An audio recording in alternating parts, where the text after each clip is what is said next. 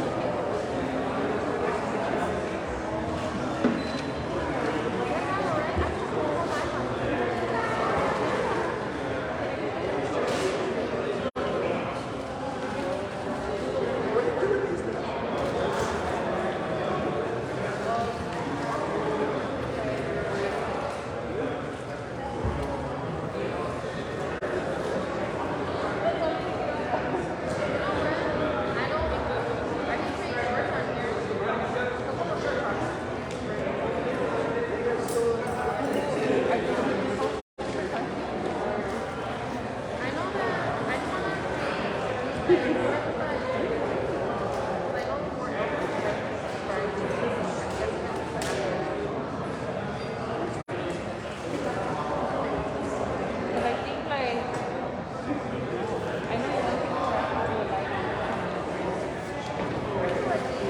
evening, everyone. Thank you so much for coming. I'm 22nd Ward Alderperson Mike Rodriguez. Thank you, Juan. I will be emceeing today's events. And I just first, before we move forward, want to thank everyone for being here, taking time out of their schedule to be here with us today. Very quickly, this will be a live translation, so we will be speaking in English. There will be live translation in Spanish. Entonces, a nuestros compañeros, amigos que quieren oír las presentaciones hoy día en español, por favor, ahí al lado de la mesa, más acerca de la puerta ahí, tenemos el equipment, los audífonos y el sistema para que ustedes puedan oír todo en vivo en español. Por favor, si quieren español, ahí en la mesa puede recibir el equipo para oír todo en español en vivo. Okay? So we're going to be doing this in English and live translation from our friends in the back into Spanish. Okay? So on your seats, I believe, or as you walked in, there was this page here, so I'll just walk folks through this very quickly. Today's meeting, and if you don't have it, that's fine, it'll be up here on the screen. So today's meeting is an update on construction taking place at 3307 South Lawndale. I'll talk a little bit more about that in a minute. But folks know that our office invited both Coca-Cola and Target to be at this meeting, and they will not be attending.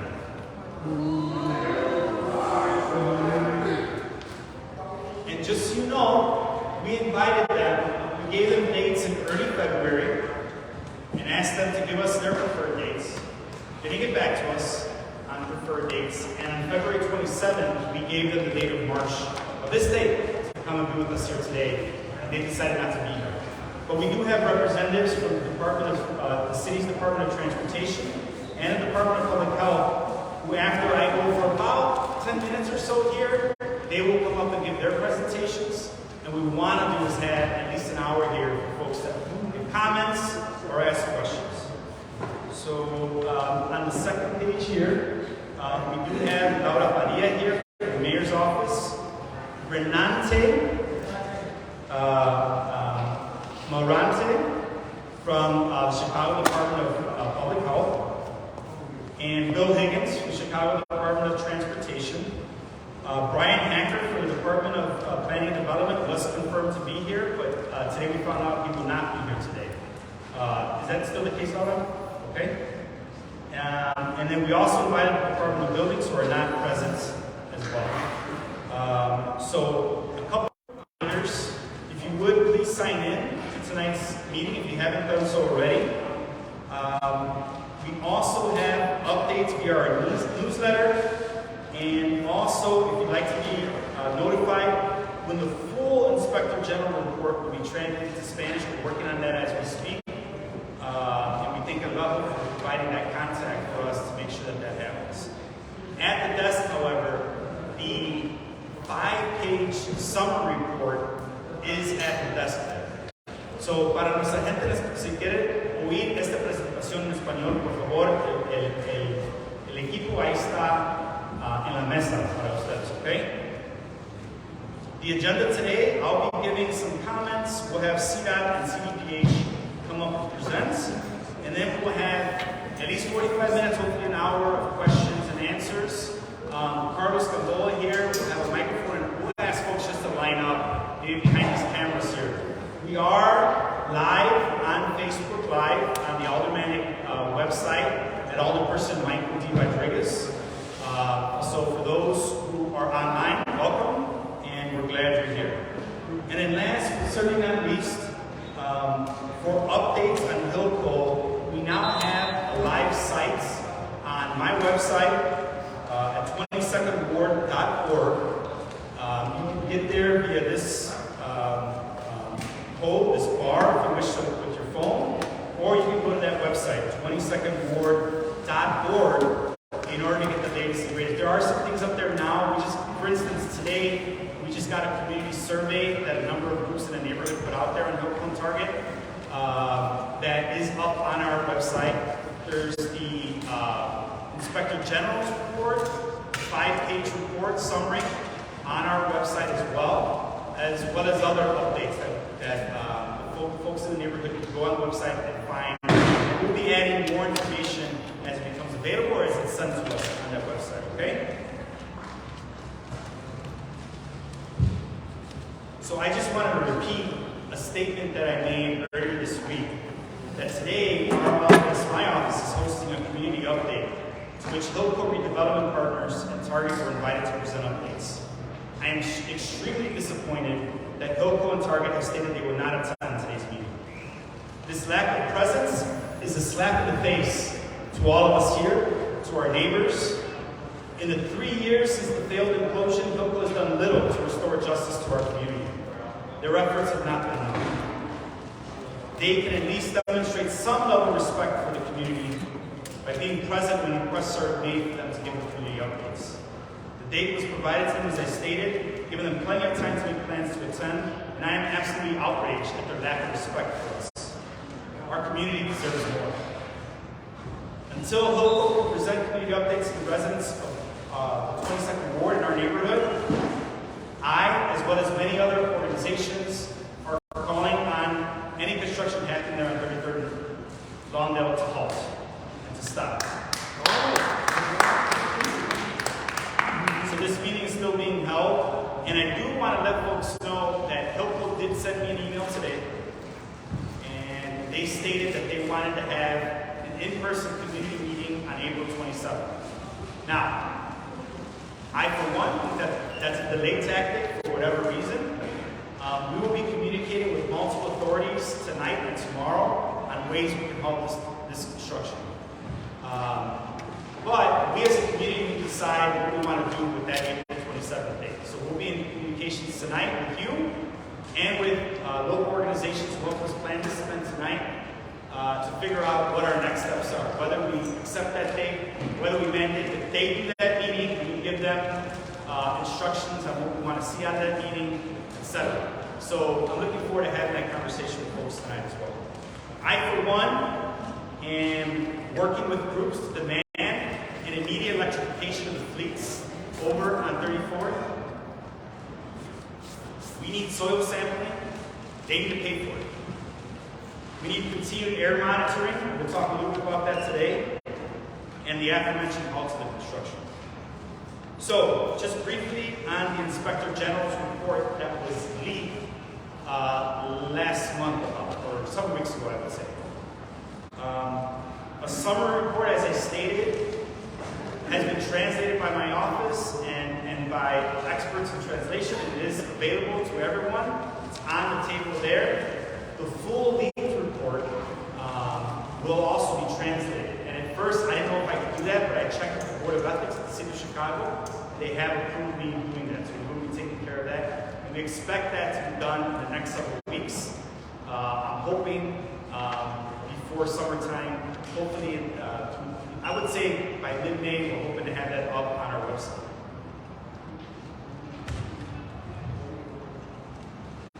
There's also a one-page document on legislative efforts that have been conducted by myself and my colleagues that's also available today. So on to today's agenda. About 16 months ago, my office learned of the expansion of Hilco onto the 3305 South Lawndale property. We immediately met once we learned of that, we met with neighbors on 33rd and Ridgeway, and folks from the Mimita Community Organization to explain what was being proposed. We also had my Economic Development Advisory Council receive a presentation on what this expansion would look like. At that point, there was not necessarily any objections to what they were doing. In December of 2022, several months ago, many of you were on a Zoom update to the community, and the project slides that were presented are also here today. At that meeting, we committed to another meeting, and subsequently committed to doing an in-person meeting, and that's what we're here today doing, that in-person meeting. So since that meeting, we've been working on a couple of very important things. We've been working to provide clarification that the road parallel to the railroad tracks, essentially from Hamlin to Lawndale, would not be a public road. If we know anything about our neighborhood, from between Pulaski and Industrial Corridor over to Lawndale, people, trucks, cars use that, and they really shouldn't be.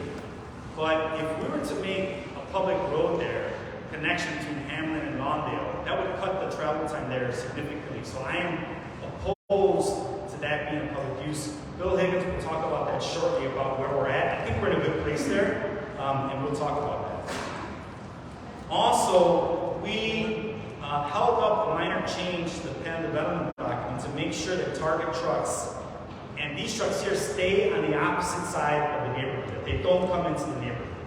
So we continue to work on that. There are some storm mitigation, water mitigation items that we're working on, making sure that tree planting is happening. That's why I wanted DPD to be here, because of these two issues. I'm not sure if Lauda or anyone else can speak to those issues. And then also consistently checking in on air quality monitoring. And last but certainly not least, we wanted some efforts to explain the policy changes since the implosion, to make sure that other implosions don't happen, or happen in a very, very different way than the previous one. So with that, that is my presentation. I think I was about 10 minutes, I hope I was, or less. And I'd like to invite Chicago Department of Transportation and Bill Higgins to come up to talk about some of the issues around transportation and this potential development. So Bill, here you go. Thanks, Olin. We don't have a formal presentation at length that will speak on it briefly. I brought a map of the area that was produced by Togo as part of their presentation. So, can you speak up? Oh, sure. Is that better? There it goes. Again, I'm Bill Higgins with Chicago Department of Transportation. I'm a transportation planner by trade. I manage this section that does all plan review for plan developments and zoning changes and things like that whenever we need to take a look at the transportation impacts of the project.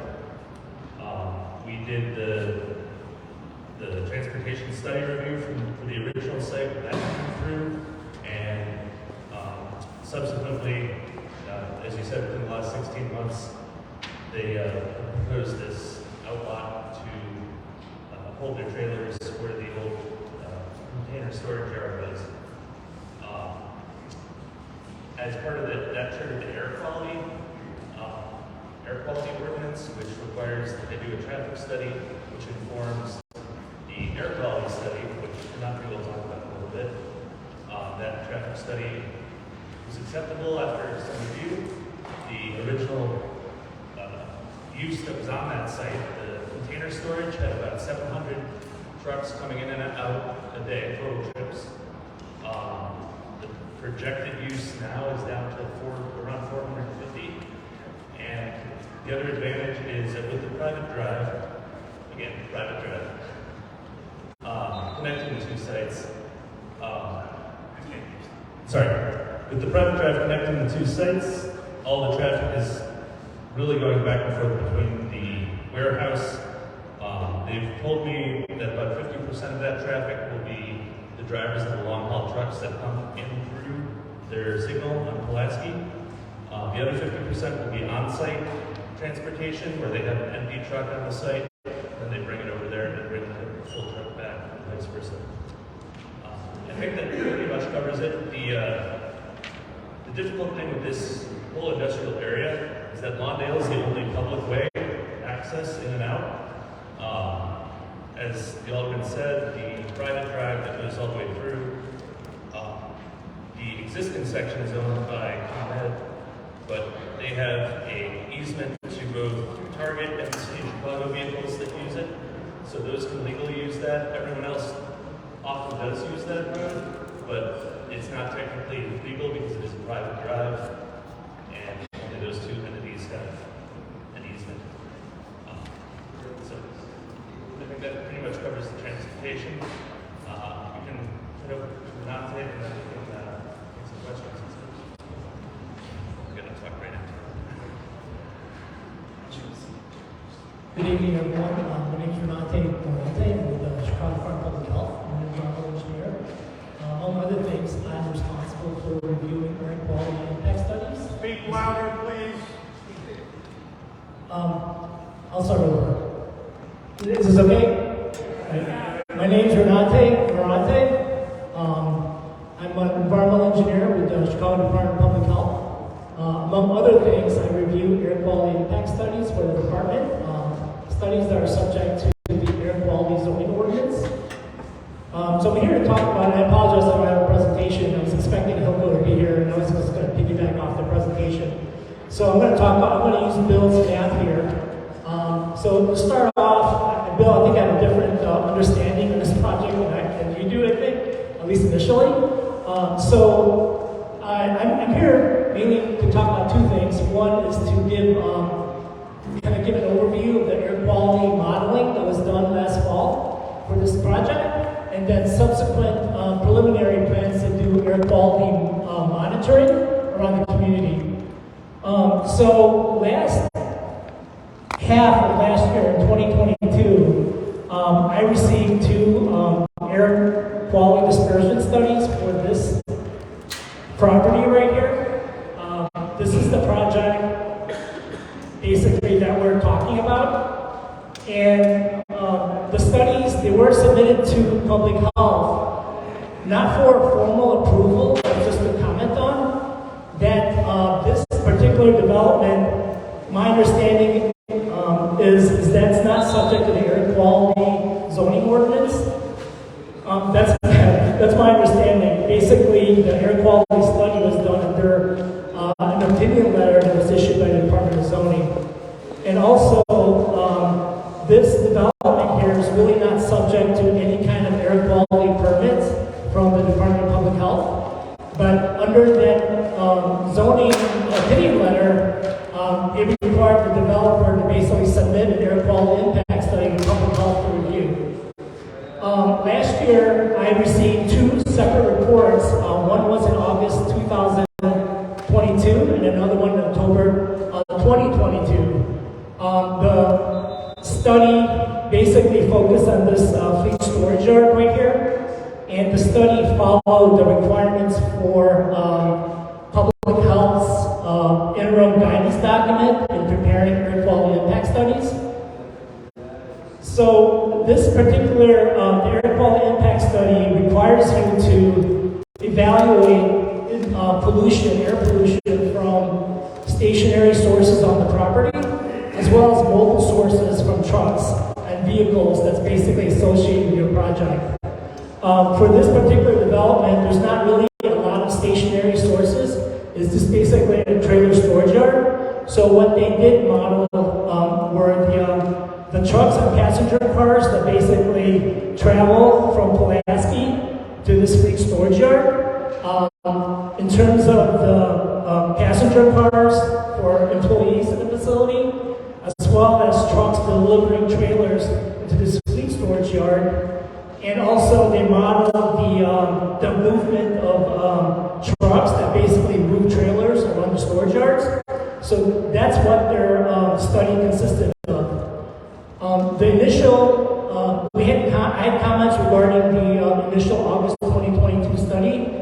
I pointed out that there was a potential significant impact in terms of the levels of nitrogen dioxide under the ambient air quality standards.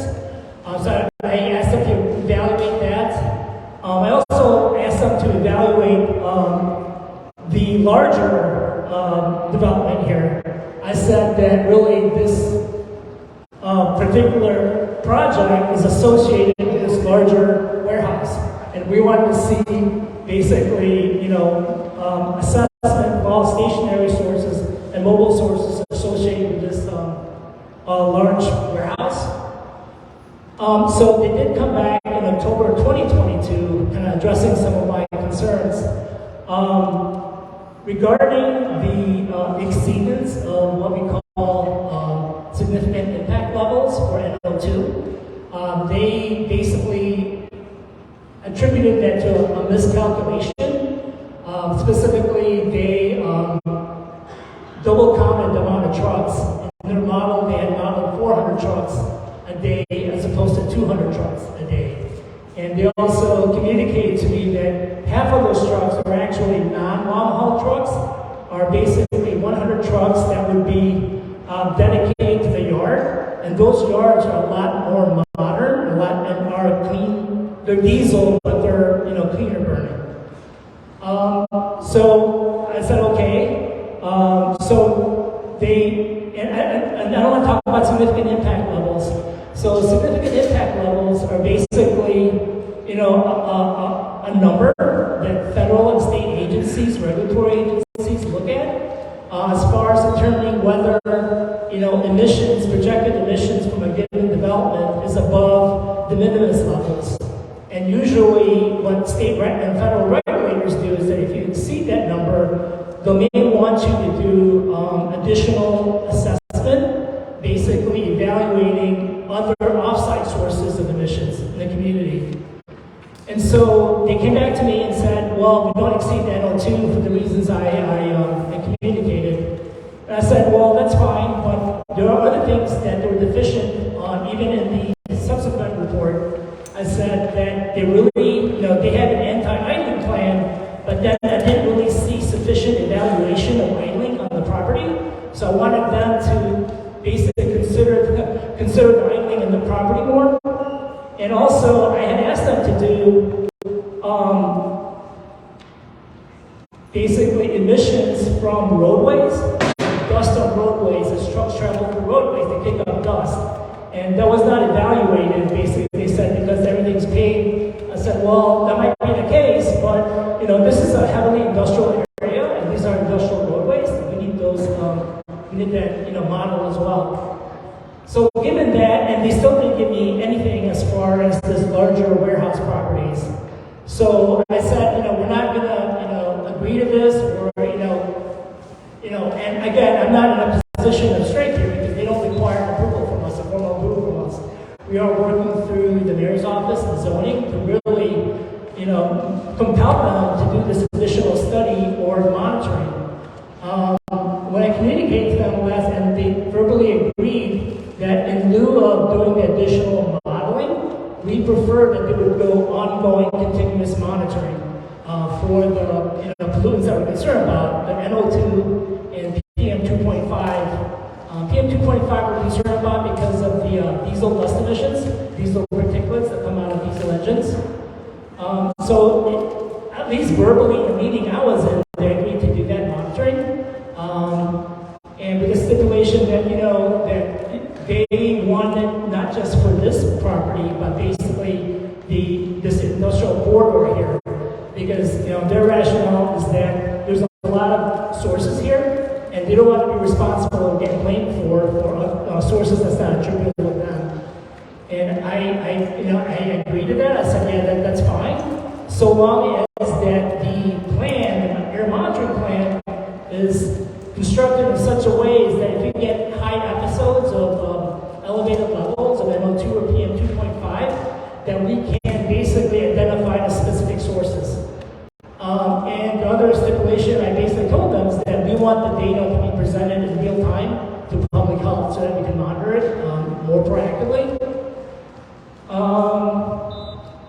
I think that's where we're at. Again, my understanding is I'm not involved in the negotiations directly, but my understanding is they have committed to funding an air monitoring plan, basically installing the monitors, maintaining the monitors, but we really haven't gotten into detailed discussions with HILCO as far as, how do we implement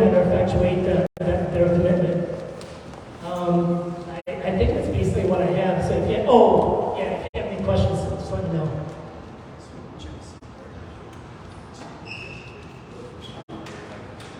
Okay, so Carlos is going to stand up over here. We'll get a line going of folks.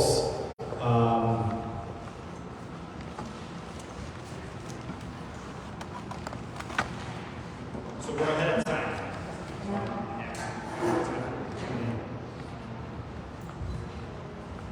And 3 minutes or less, the less the better. Sí, mi nombre es Rafael Cervantes y tengo una pregunta, tengo dos. Rafael Cervantes has two questions. Una, hay otras agencias, aparte, digamos, del Cook County, State o el EPA federal, Are there other agencies like Cook, State, or EPA que hacen esos estudios o requieren esos estudios? that require these studies? Bueno, y la otra, habló de niveles aceptables o no aceptables. Talk about levels, Esos niveles, acceptable and unacceptable levels of pollution. ya, los niveles de nitrógeno y del otro PS. Entonces, esos niveles son aceptables. ¿Por quién? ¿Quién dice que es aceptable? What's the regulatory agency, or who is it that states what's acceptable levels of these pollutants? Yes, so the pollutants, we're comparing their studies and monitoring to national ambient air quality standards, and that's implemented by the state of Illinois, but that's also under the umbrella of the federal government, the EPA, but more locally, the Illinois EPA implements those standards or administers those. Entonces, ¿para qué los ponen si ellos no pueden decirle a Hilco que haga un estudio? O sea, no entiendo por qué a nadie le puede obligar a hacer un estudio y aparte ser responsables. Y no nada más. ¿Para qué sirven los estándares? Bueno, entonces, y la otra cosa es que no es nada más para mí en la calidad de aire, sino también toda la contaminación de agua y de ground, del sitio, y a dónde se va a ir esa agua, o sea, y van a tener drenaje hacia el río o qué.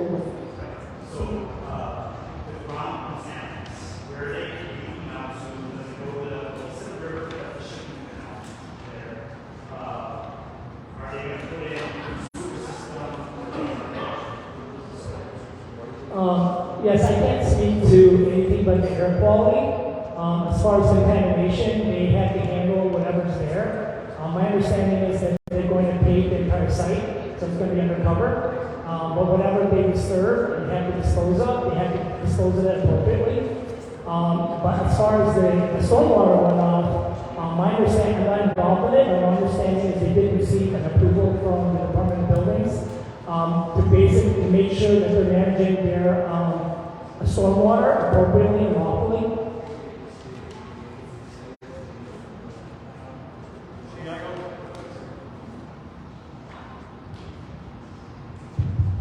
Good afternoon, good evening, everybody. Rob Castaneda, currently on the wall, 25-year community resident.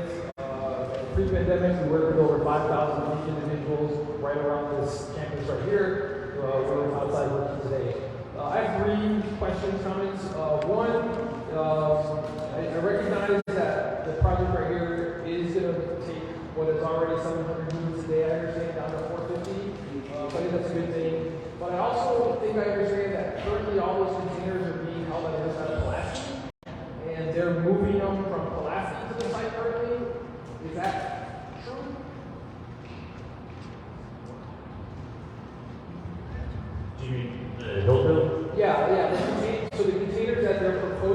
stored here? Yeah. Are they currently storing them in the fuel's gas space across Pulaski? I wouldn't be surprised. I can't speak for Hilco or their operations, but the one thing I do know about the site is that the trailer storage isn't impacting the amount of traffic coming in and out of this site, the original site. So they need to do it I'm talking somewhere. like as a resident coming in and out of like truck traffic on Pulaski. Right. So I guess my thing would be to make sure, because I think they are coming for those out of Pulaski right now. Yeah. And I would think as a part of this process, we would make sure that we're not only just thinking about the fact that these trailers are moving across the street over here, but then what's going to happen to where all those trailers are being stored across the street. And then the big thing for CDOT would be regarding, I think the big thing for most people is like truck traffic in the neighborhood going down Lawndale. And so if this is going to be a private road and it's truck traffic, why does there even need to be access to the neighborhood through Lawndale? Why can't everybody just go out to? Well, I can speak to that. As far as the use of the lot they're using across, I think that is ComEd, and it's privately. It's a private deal between them. But my original point was it's the same amount of trucks that use this site that need to be stored somewhere. So moving it over here, we'll take it off there. I don't know what's going to happen to the other site. As far as the access in this neighborhood, industrial district versus the neighborhood that is, like I said earlier, Lawndale is the only public way in and out, and only the city vehicles from the city site and the Hilco Target site have access on that road. Ultimately, we would like to see the whole thing dedicated as a public road, at which time we could cut off traffic entirely going north on Lawndale. But what I can tell you about their fleet storage site and their private road is that we did review the design that they built for it, and the intersection with Lawndale is not designed for turns, and they're in fact going to have no turn signs on all corners there. They're not looking to have any of their fleet go up north through the neighborhood. So it's designed that way. It will be gated at night, so there won't be cut-through traffic of unrelated traffic. But the problem is with just letting everyone use that down there right now is that all these other institutions, the ComEd site, there's a couple other private industrial sites down there, we can't make them go onto a private road. So it would have to become a public road all the way through to Pulaski to make that work. So until we can get all the way through to Pulaski, that requires some negotiation with ComEd, and Hilco has said that they'd be willing to dedicate it. They're building their road to CDOT standards, so it can be dedicated in the future if that becomes available. But at that, until that time, until the point where we can give everyone that has businesses down there an access point that's public to Pulaski or to the public way, we can't cut off on it. So one thing I just want to point out that is confusing, or I don't know what the word is, that you all don't really have control or know a lot about what Hilco's doing. And that's really concerning for the community. So I want to know what is the word to like, what's going to get that back to the rest. Miss, who are you? I'm sorry, I'm a citizen of this, 38 plus years in the community. So that's concerning. And you guys keep like referring like, oh, Hilco was supposed to be here and they're not, and we weren't ready. Like that's concerning. The other thing is that you mentioned that they're supposed to be in charge of getting rid of the contaminants and that there's all these laws. Who's going to ensure that? Because we already saw CDPH stand by and let that implosion happen, and we all knew and warned that was going to be a really, really bad thing. And we're still suffering in the community for that. So when we sit here and talk like, well, they're supposed to dispose of that properly, they're not, no one's really holding them accountable to be here. So who's going to do that? That's my question. Who's going to make sure that they're supposed to be disposing of everything and they're going to clear this, they're going to do that? But you guys are just going to hope and pray or what?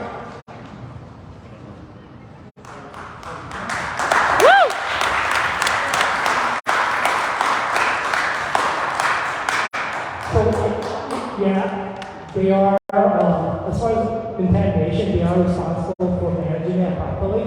I'm not aware, I'm not part of, as far as,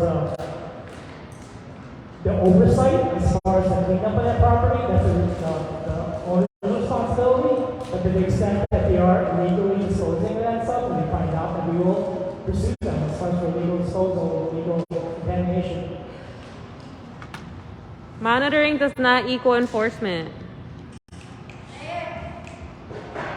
Alright, so I think I want to answer like the gentleman's question regarding who's responsible for enforcing standards, particularly the standards that I talked about, the National Ambient Air Quality Standards.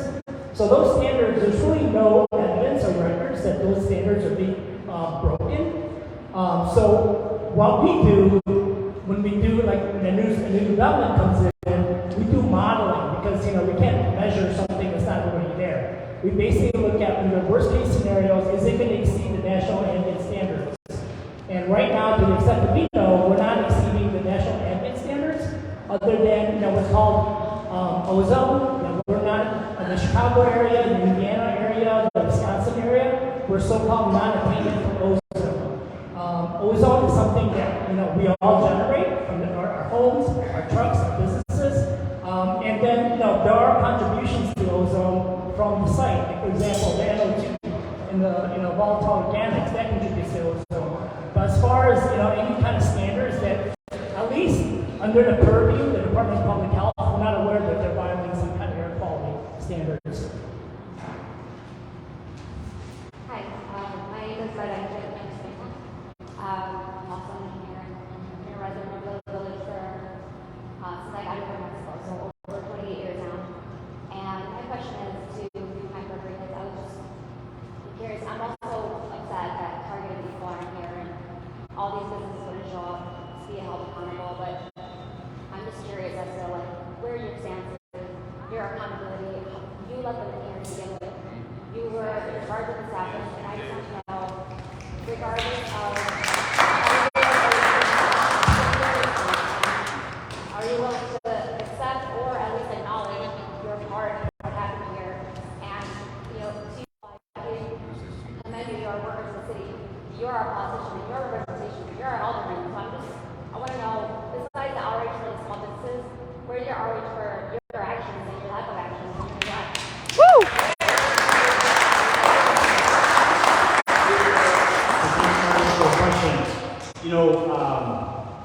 Looking back 3 years, we've done things a lot differently. And, we would have fought tooth and nail to not let this damn thing happen.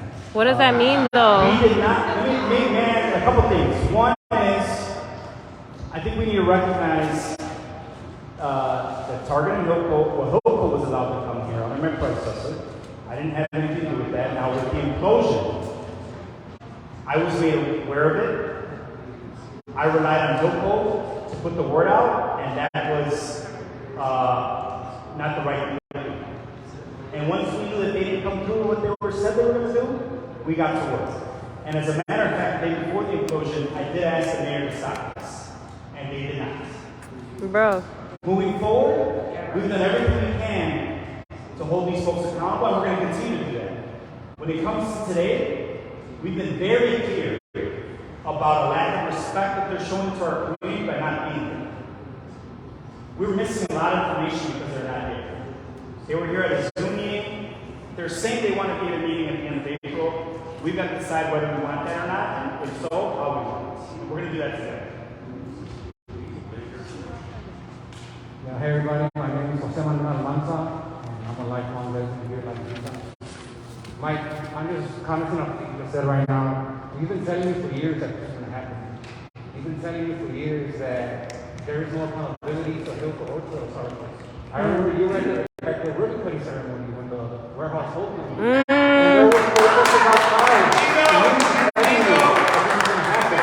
You were smiling, Mike.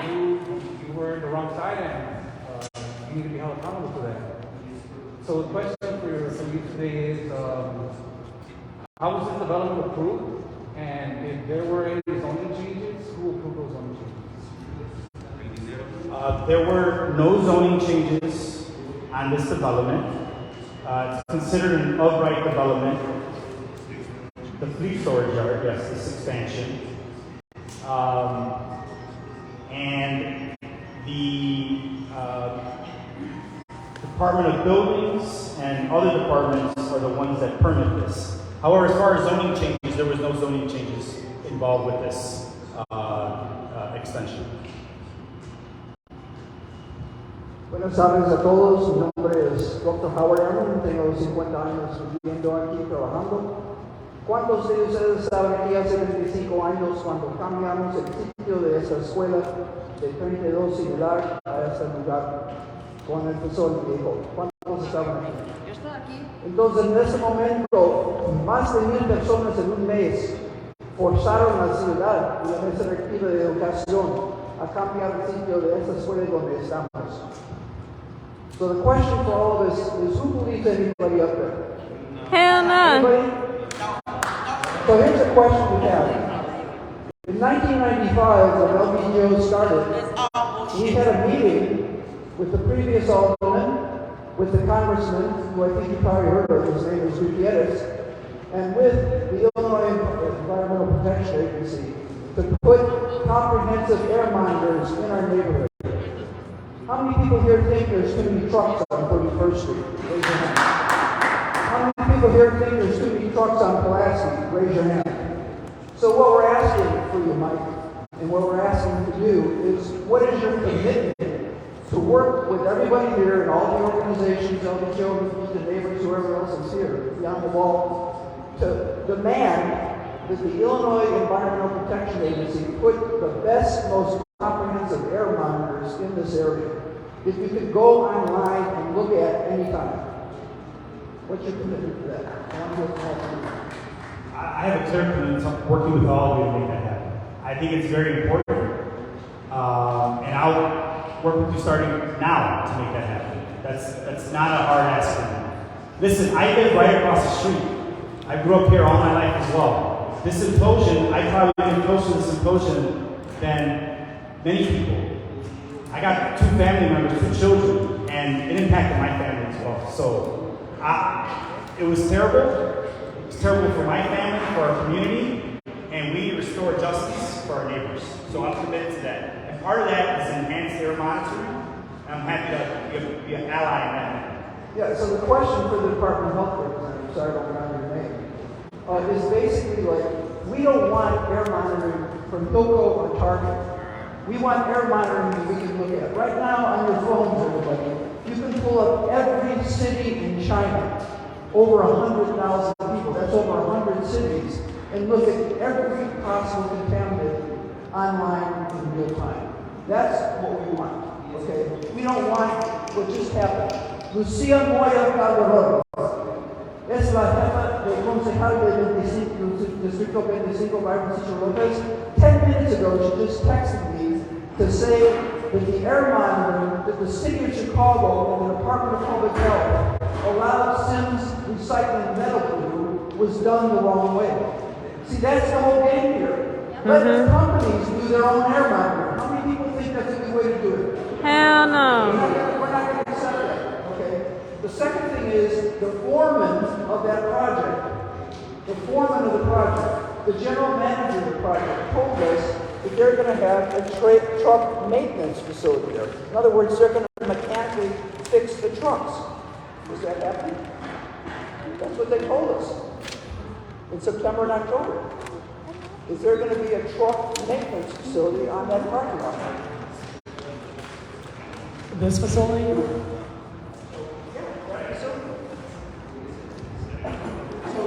Not to my knowledge, they didn't put that in the study. So can you find out? Okay, the last thing I want to say is, one other thing. 120 miles in that direction, Rivian is making 45,000 electric trucks this year, 10,000 of which are going to Amazon. So the demand that we need is to have electric trucks in the next year or two.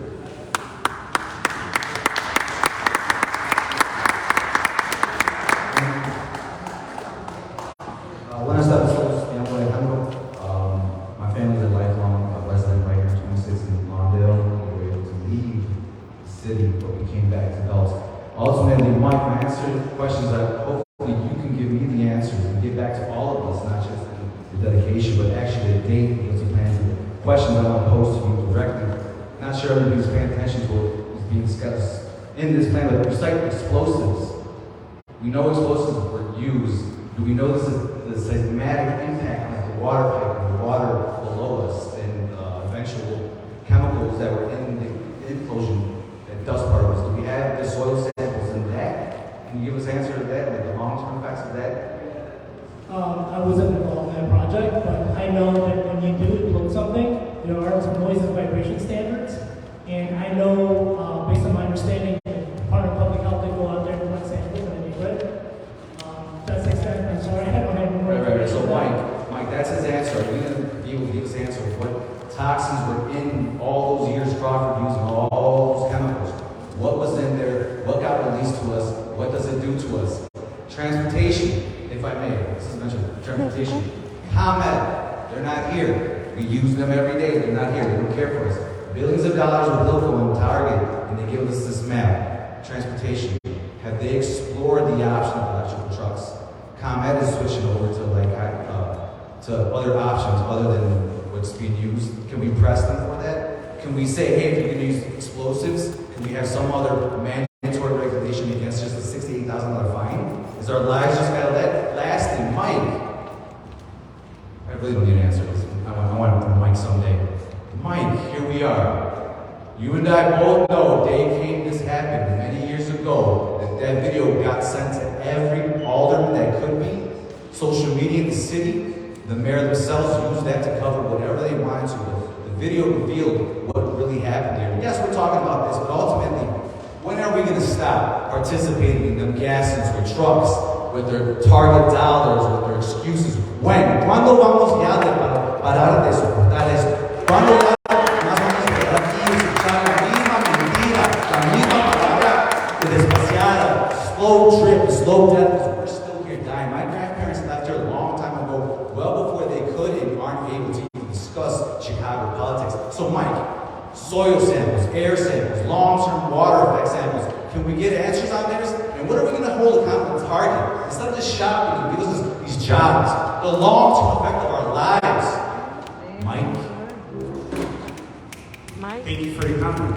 Gracias a todos. Yeah, thank you. Gracias a todos por venir.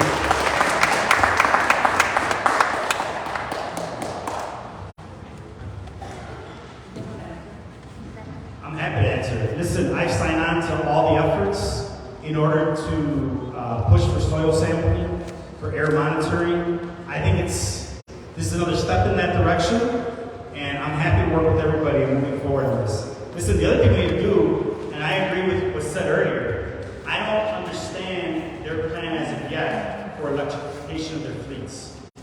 Like, that's got to happen, and it's got to happen very soon. And I'm willing to fight for that, and I'm willing to fight with folks to make sure that those jobs over there are good jobs, that folks from the neighborhood are getting them, and that if folks eventually want to organize, to support them every step of that way. You've got that commitment from me right here, right now.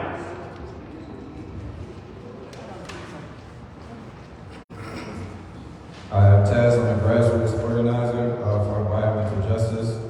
In reference to this installing air monitoring, will the CPDH maintain and update their city websites on this monitoring?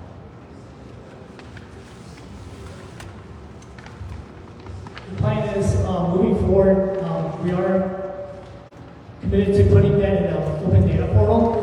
Right now, I know it's not an excuse, but we really, don't have the bandwidth to put all of that information.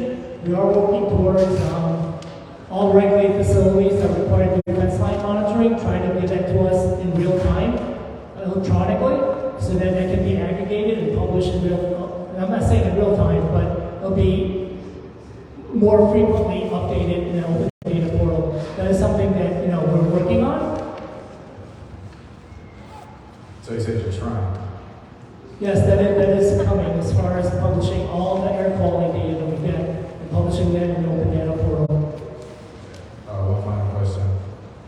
In reference to this implosion, how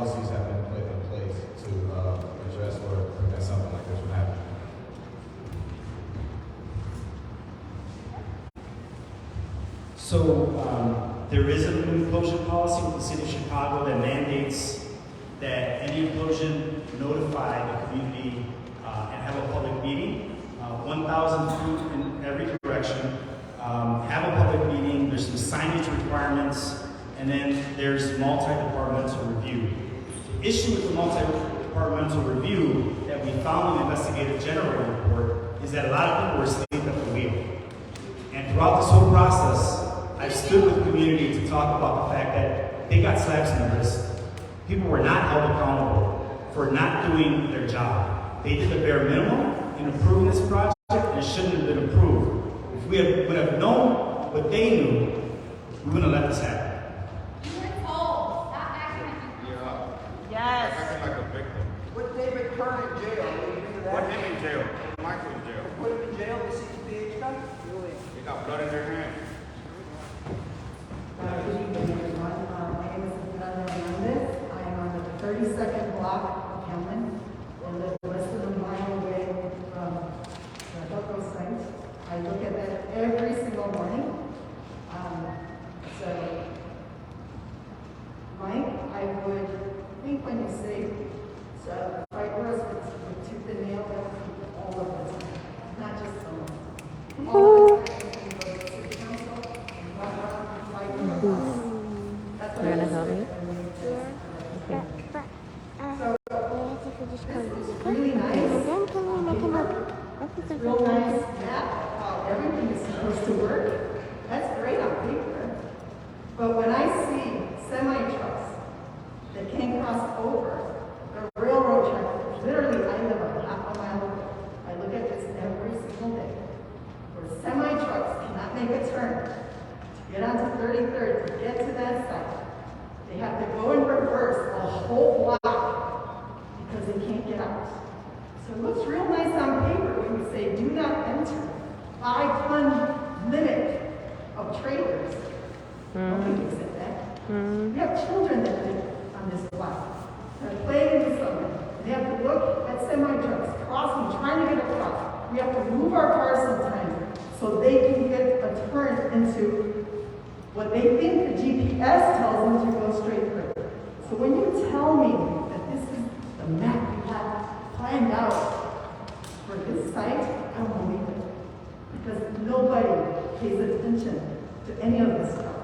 Semi-trucks go through our streets all of the time, residential streets. So where's the guarantee and the commitment that this is not going to happen? Where's the guarantee, where's the commitment? I need to guarantee.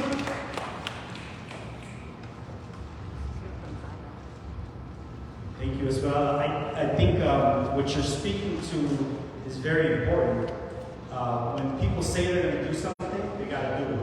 We've received traffic studies from these guys saying that they're going to decrease the truck traffic there from 750 trucks that were there from independent operators over there to under 400 trips a day. In the same way that we have monitored to make sure that when we together held the plant development change up to make sure that they did not have in writing the ability to come into our neighborhood. We maintain monitoring there, so we are enforcing that they're not coming into the neighborhood. That happened at Pulaski. We're going to do that on Lawndale as well. We've talked about in the future, if we can get to the right space, potentially, and you can quote me on this, in the future, hopefully being able to put a traffic study together, to put a traffic pattern together to cul-de-sac road, so that all the trucks stay on the opposite side of the street. Now, we have some trucks on this side of the neighborhood. We got to make sure that they're not doing what you're talking about, because that's unacceptable for those trucks to be up and down your block. And I've knocked your block. I've talked to many residents who've had that issue. It's not right. We had a pole that got knocked down on 28th and Lawndale not 2 years ago by one of these big trucks. It's unacceptable for them to be in the neighborhood. We're going to continue to move on this. Yes. Hi, good evening, everyone. My name is Diana Medina. 2 questions. Have you ever thought about changing because of the traffic? Truck coming out? Because we know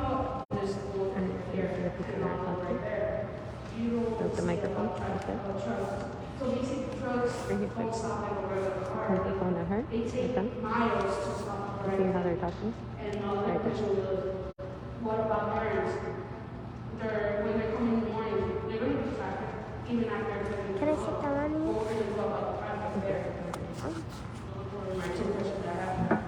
Right, so as I stated, Okay, so then they you are do this. mandated So to the stay on person the is opposite talking. side of the train tracks. We've been able to monitor that on Pulaski. We have not received any complaints about them coming into the neighborhood as of yet.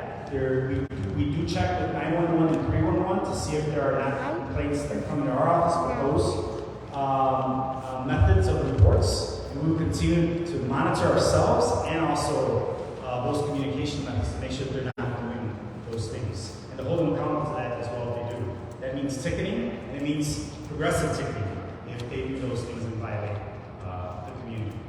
Well, if they don't follow the rules and they still go to the path that they're supposed to, because either way, GPS will still lead you to the direction you want, but it doesn't tell you if it's a no trucks or other ways.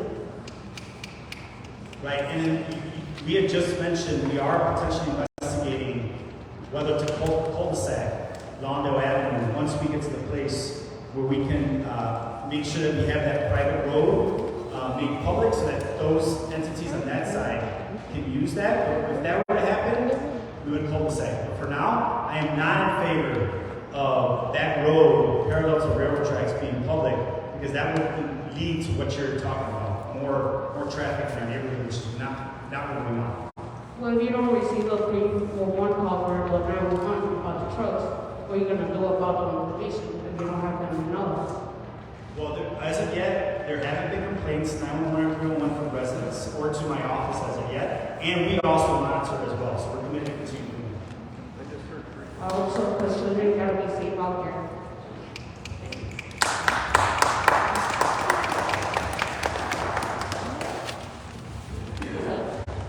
My name is Kim Osterman. I'm from the Village Environmental Justice Organization.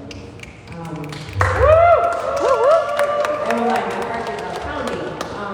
So, first and foremost, I just want to say, Mike, that it's incredibly disappointing when you say that you called the mayor the day before. You knew 10 days before, and you chose to wait until the last day to call him. For 3 years, he told you and your boy, who lives right down the block from you, that this was going to happen. And so, me personally, I'd like an apology. Number two, the rest of this conversation ain't you. I'd like to invite you because you're seeing a reflection of what the city of Chicago can and cannot do. And what they cannot do, because they're too scared to do it, is protect us. Which means that we have to protect ourselves as a community. Which is why I invite you, if you aren't participating and don't know about, right now we have a bill in front of the Illinois Senate to develop environmental justice communities, to map environmental justice communities like ours and say that you can't bring shit like this into our neighborhoods anymore. Because we don't agree with it. Number two, best believe you better write down all the promises this man made. Best believe you better write down all the promises this man made. We got you on video. It's not enough anymore, brother. Number two, on a city level, we are trying to pass cumulative impact, Mike, and we expect your support on this. Because again, we can't trust just the state to protect us. We got to get the city to protect our asses too. So if you don't know about cumulative impact, please find out about it. And number three, CDPH is doing air monitoring. Why? Because our young people have been out on these streets counting trucks, doing the air monitoring themselves to show that our neighborhood is under attack. And so thank you to the Department of Public Health for finally listening to us. But what you hear is that they don't have any power. What you are hearing is their hands are tied. That means we have to prove once again what we are showing. And I appreciate Rob talking about a reduction from 700 to 450. 450 is too fucking much.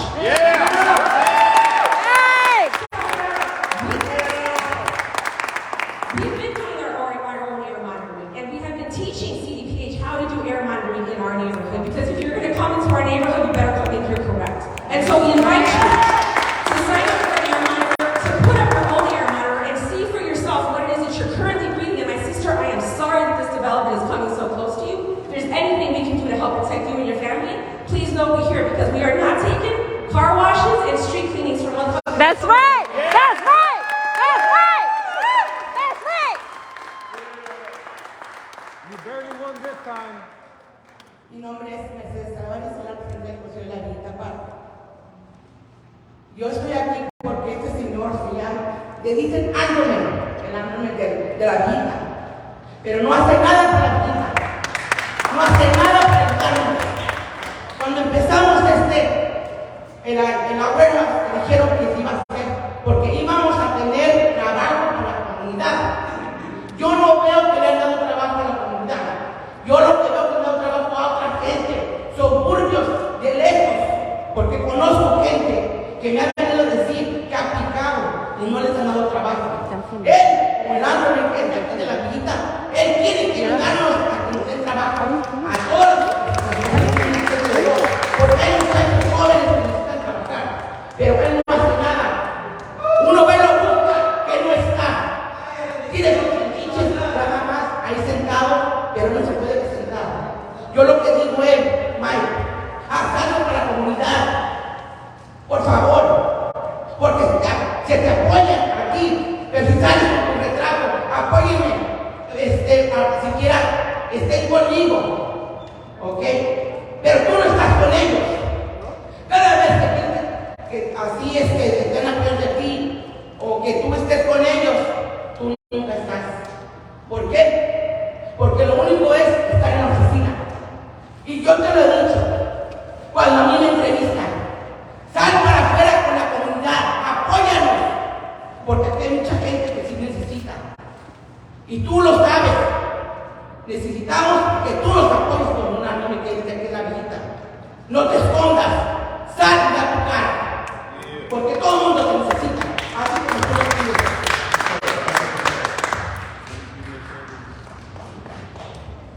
Hi guys, doing my name is Victor Rodriguez, lifelong community resident. First of all, let me just say how much I love my neighborhood. You guys are fiery, I appreciate that, right? I think this is a representation of how much we care, right? I guess for me, just some clarifying questions, I guess a little bit on the city side and then maybe a political question. On the city side, so I think Kim brought it up, right? It seems like what you all are, saying to us is that your hands are tied in a lot of ways. So I guess for me, it's like, where does that, why is the system set up in the way where, like you're saying, Hilco, you look at a lot of stuff that they're putting out, and you're like, well, hey, they were miscalculating this and miscalculating this, and they didn't, idle time, and all these different, extraneous factors that weren't. So I guess why, like, in the city, like, is it just, that's just how it goes, the company, it's on the company, is there any way, like, how does that work, I guess? I think I'm not a lawyer for the city. Basically there's a thing called due process. That's how our company works. And basically, they're playing to us, not because it was a permit, not because they're required to, because they were told by zoning for us to review. So I looked at it and I said, was it good enough, right? But really, there's no ordinance or rule or anything basically compel me to make them to fix those things, right? I'm just talking from a public health side. So it is a city effort, right? There's zoning, there's Department of Transportation, there's all these, we all have different responsibilities. And that responsibility to do an air quality impact study did not come from CDPH authority. It came from the mayor's office, it came from the Department of Zoning. So, yeah, it's really, we try to work with what we have. But like I said, we're not a dictatorship. We can't just go in and shut down anybody without due process. Even after they appoint the communities? I mean, that's... So I guess my question, I guess the follow-up, what I was trying to get is like, so you guys are just sort of, you're saying like, hey, you guys gave us this information, and we're responding on the public health side, whether this is right or wrong to go forward, correct? But if the city, it's up to sort of other powers that be in the city to sort of stop that, am I getting it correct? Yes, we basically look at it, we review it, they give our opinion and our technical, response on it, but there's no law that basically says we have to fix this. We have to do air monitoring. Like I said, we are bound, we're under the state as well. There's only certain things that we can do. And I'm saying that that's my understanding. Like I said, I'm not an attorney. I don't know how we're preempted, I don't know what we can do. So my understanding is we have to follow the law to the extent that we can. I'm not a worker, I'm bound by those rules. So to the extent that I have power, we don't exercise those.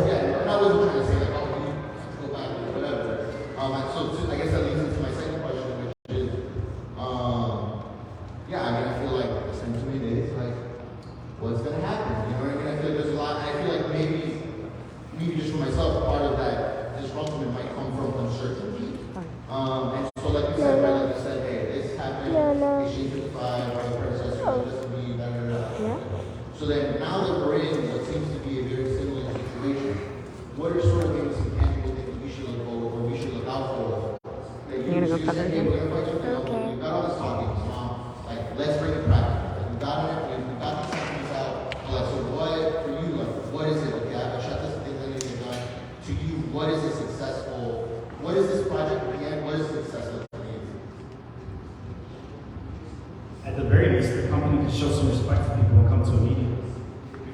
We've given 3 weeks notice to give updates about the project, so we get a full picture of what's going on. They gave a presentation over Zoom in December. That wasn't enough, and we asked them to come back out again. Didn't respect any of us really in that process. So one thing is we need that respect. And that's why tonight and tomorrow morning, I'll be reaching out to Attorney General Kwame Raoul to see if there's a way we can legally stop them from doing this work. So they come in front of us and let us know what's going on. The fact is, there is not an implosion happening here. The fact is that what they're doing here is a bit different in that they didn't require any zoning changes, nor were many other things that were required previously here because it's just a different type of job. With that said, I don't trust them. And I don't think anyone else does either. Hello everyone, my name is Christian Alcantarias, longtime resident of Little Village, community organizer with the Little Village Community Council, and also former aldermanic candidate for the 22nd Ward. And I have one question for Mike. You mentioned in a public statement that you will halt all construction work on 33rd and Mountain. How is your office planning to halt construction work? Are you planning to introduce a moratorium on the project, or are you planning to kill the project completely? And my second question is, are you also planning on banning semi-trucks on the 26th Street Business Corridor, just like they banned it in Milwaukee Avenue? Yes. Are you planning on doing that? So I just explained what we're doing as far as reaching out to Kwame Raoul. And I've actually talked to him already, and he's expecting a formal letter from us in the next hours, tonight or tomorrow morning. On 26th Street, we've got to do a lot of work on making sure that illegal trucks are not going on there. Now, I'll give you 2 stories. On 31st, between Central Park and Boulevard, they were illegally parking trucks there. On 26th and Cluster, they were illegally parking trucks there. The Block Club on 26th and Cluster came to my office complaining about idling and about the illegal parking there. So what we did is, I told the developer there who had a plan, they wanted to come and meet me. I said, no, I'm not going to meet with you. I'm not going to meet with you until you get those trucks out of there. Well, he didn't get the trucks out of there. So we took them to court. And finally, a judge made him take all of those trucks out of there. And I was there at every court hearing, and that's the type of work that I will be doing, showing up for my community when it's important, to be there for folks, to advocate, and to stand in front of a judge when I need to tell him this is unacceptable. Now, on 31st, after we had asked them, and we played some hardball, they moved the trucks out without a judge having to tell them. So Again, the question. I'm not done. Hold on, I'm not done. Do you plan on halting the project, passing a moratorium, or killing the project? You didn't listen to me. I said I'm talking to Kwame Raoul to try and figure that out. Also, to say no trucks on 26th Street, there's a lot of merchandise that gets delivered on 26th Street. We've got to enforce. I just saw a truck going down Foster Avenue. In my first year here, a developer talked to me about a no truck zone on Foster Avenue. That happened. There are less trucks now on Foster Avenue. However, I saw one going down there today. They were trying to get by the trains that were passing over 26th Street there. So that's my answer for you. Kill dog project. Just kill the project. Project. Kill. You gotta send a letter to Kwame. What is he gonna do? All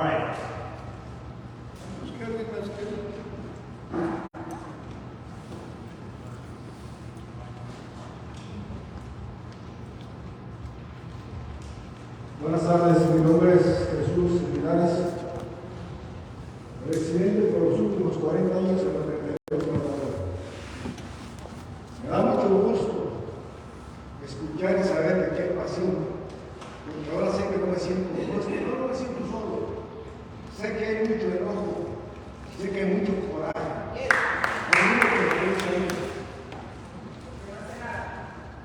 Yo tengo 2 hijos que han sufrido las consecuencias por el asma, y es a consecuencia del aire que tenemos tan contaminado. Vi una niña corriendo por aquí, ahorita ella está sentada. A mí me gustaría que esa niña crezca sana. No es muy bueno tener familia. Yo crecí haciendo deporte y no poder llevar a mis hijos a hacer lo mismo que a mí me gusta, que a mí me apasiona. ¿Por qué? Por las consecuencias que hemos tenido. Esto ya no quiero esperarlo más, ni queremos esperar a que sea mañana o pasado mañana. No es algo en contra tuyo, no en contra de usted, pero sí yo lo vi cuando inauguró el almacén. Así como lo inauguró, me gustaría que tomara acción, no pasado mañana, que tome acción ya, desde mañana, lo necesitamos.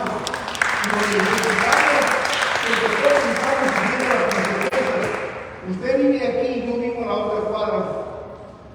Esto es un caos desde las 5 de la mañana, 4 de la mañana, que las trocas de carga pesada empiezan a circular. Es frustrante, es hasta cierto punto indignante que no se esté haciendo nada por el problema que nosotros estamos pasando. Ojalá lo tomen conciencia y que esto de aquí no sea una foto política, sino que lo utilice para solucionar los problemas que tenemos. Yo entiendo que debemos de trabajar con usted, pero usted tiene que entender que usted trabaja para nosotros. That's right. He works for us. Quiero a mis nietos crecer sanos, quiero a mis nietos crecer sin contaminación y que sean unos niños que puedan tener éxito en el deporte. Por favor, este clamor que está haciendo ahorita me dio mucho ánimo para poder hablarles, para poder decirles. No estoy acostumbrado a esto, pero ya estoy cansado de tener más de 40 años sufriendo lo mismo. Yo sé que ya no voy a vivir otros 10 años para estar en otra reunión como esta. Esto va a ser mi última, probablemente, no lo sé, pero quiero que se tome acción ya.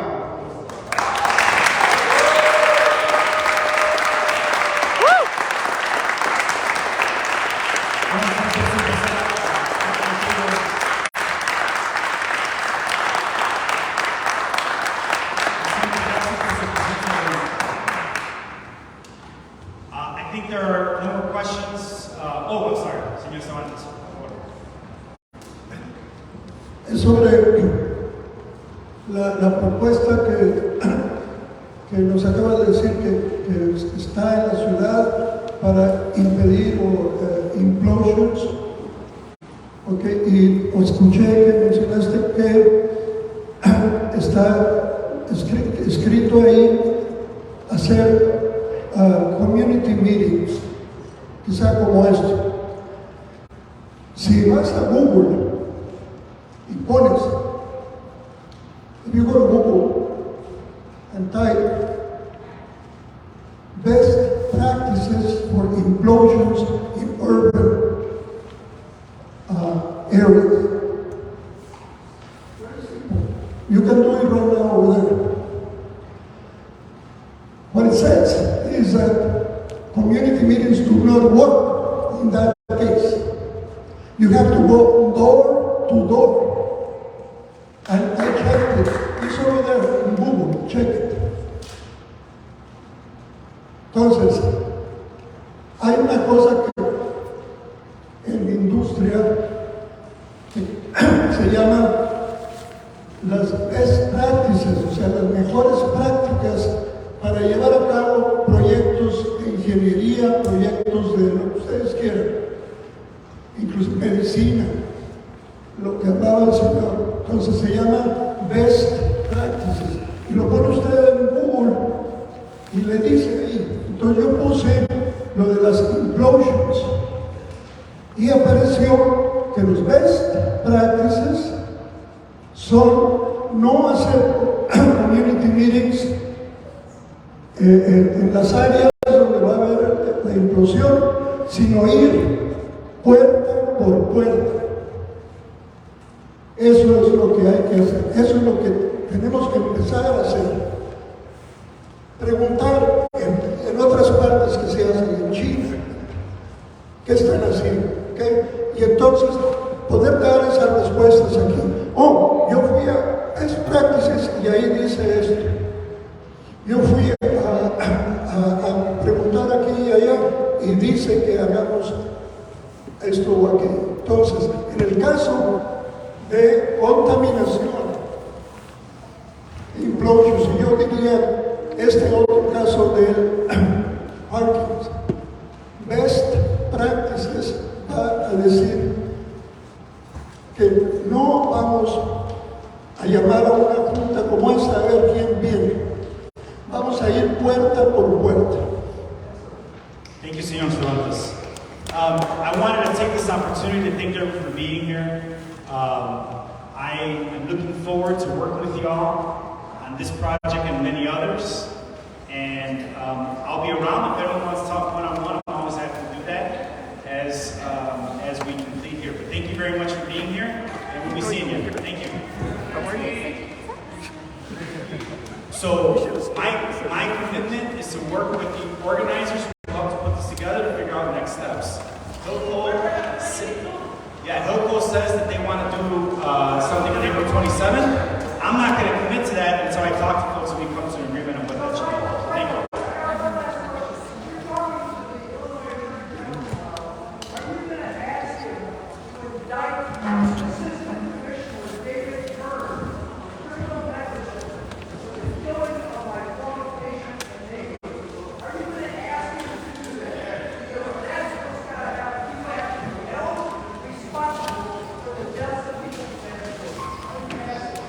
Howard, no, I have no idea about that. But you know what? We can talk about it and figure out what's going on because I never heard this guy's name. I never heard this guy's name. But listen, Howard, thank you for bringing it up. Let's talk about it. Thank you, everyone. Well, I'm happy to talk. I'm hanging out. I'll be here. It's time to go leave? Kind of. Where's everybody going? Well, some people are getting ready to go. Oh, no worries. Yeah, and I'm just gonna talk to my coworkers for a little bit. When we get out, yeah, when we leave the house. I mean, when we leave the building. Okay? Let me get my stuff. Oh, nice. Yeah.